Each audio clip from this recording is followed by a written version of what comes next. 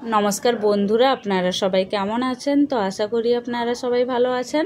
চলে এসেছি আজকে আবার একটা রেসিপি নিয়ে। তো আজকের রেসিপি হচ্ছে মাছের ঝাল। তো এর জন্য প্রথমে কি করেছি, এখানে আমি কয়েকটা মাছ নিয়ে নিয়েছি। এবার মাছগুলোকে ছাড়িয়ে ভালো করে ধুয়ে নিয়েছি। তারপর মাছগুলোতে আমি নুন এবং হলুদ মাখিয়ে রেখেছি।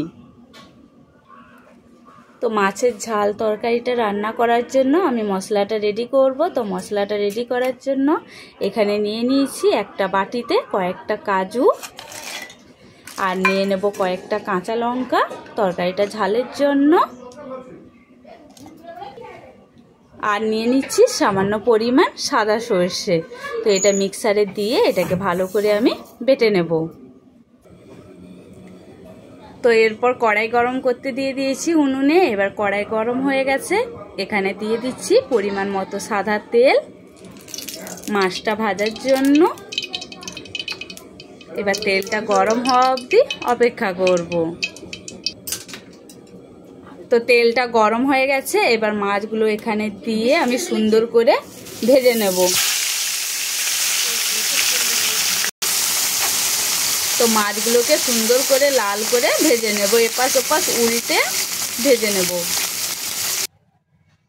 এই যে দেখুন মাছগুলো কত সুন্দর করে লাল করে এপাশ ওপাশ কিন্তু আমি সুন্দর করে ভেজে নিয়েছি সবগুলো মাছ। এবার কড়াইতে মাছের ওই তেলে আমি এখানে দিয়ে দিচ্ছি সামান্য পরিমাণ কালো জিরে, আর দিয়ে দিচ্ছি একটা টমেটো। তো টমেটোটাকে আমি একদম ছোট ছোট টুকরো করে কেটে নিয়েছি। তো টমেটোটা এখানে দিয়ে টমেটোটাকে একটু নাড়াচাড়া করে একটু ভাজা ভাজা করে নিয়েছি টমেটোটাকে। তো টমেটোটা একটু গলে গেছে, সেই সময় আমি এখানে দিয়ে দেব বেটে রাখা মশলা।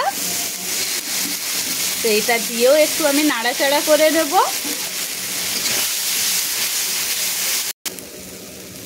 তো মশলাটা দিয়ে একটু নাড়াচাড়া করে এরপর এখানে দিয়ে দিচ্ছি জল। তো এখানে আমি পরিমাণ মতো জল দিয়ে দেব। তো এখানে দিয়ে দিয়েছি পরিমাণ মতো জল। এবার এখানে দিয়ে দিচ্ছি সামান্য পরিমাণ হলুদের গুঁড়ো এবং সামান্য পরিমাণ লবণ দিয়ে এবার তরকারিটা ফোটা অবধি অপেক্ষা করব।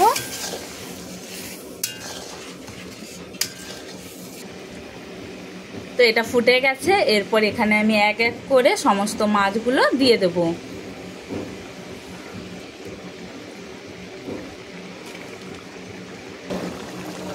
তো সমস্ত মাছ এখানে দিয়ে দিয়েছি। এবার এর ওপরে দিয়ে দিচ্ছি সামান্য পরিমাণ সরষের তেল।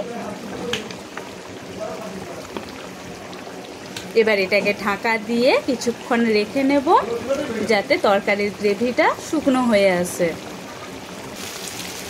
তো এটাকে ঢাকা দিয়ে 2 মিনিট রেখেছিলাম। এবার ঢাকাটা খুলে মাছগুলো এখান থেকে সাবধানে বার করে নেব যাতে মাছগুলো ভেঙে না যায়। তো এই যে রেডি হয়ে গেছে, নামিয়ে নিয়েছি মাছ এবং তরকারির গ্রেভি। তো গ্রেভিটা কিন্তু আমি খুব বেশি রাখিনি, সামান্য পরিমাণ গ্রেভি রেখেছি। তো আজকের রেসিপি ছিল এইটুকুই। রেসিপিটা কেমন লাগলো কমেন্ট করতে একদম ভুলবেন না, এবং আমার ভিডিও দেখার জন্য সবাইকে অনেক ধন্যবাদ। সবাইকে টাটা।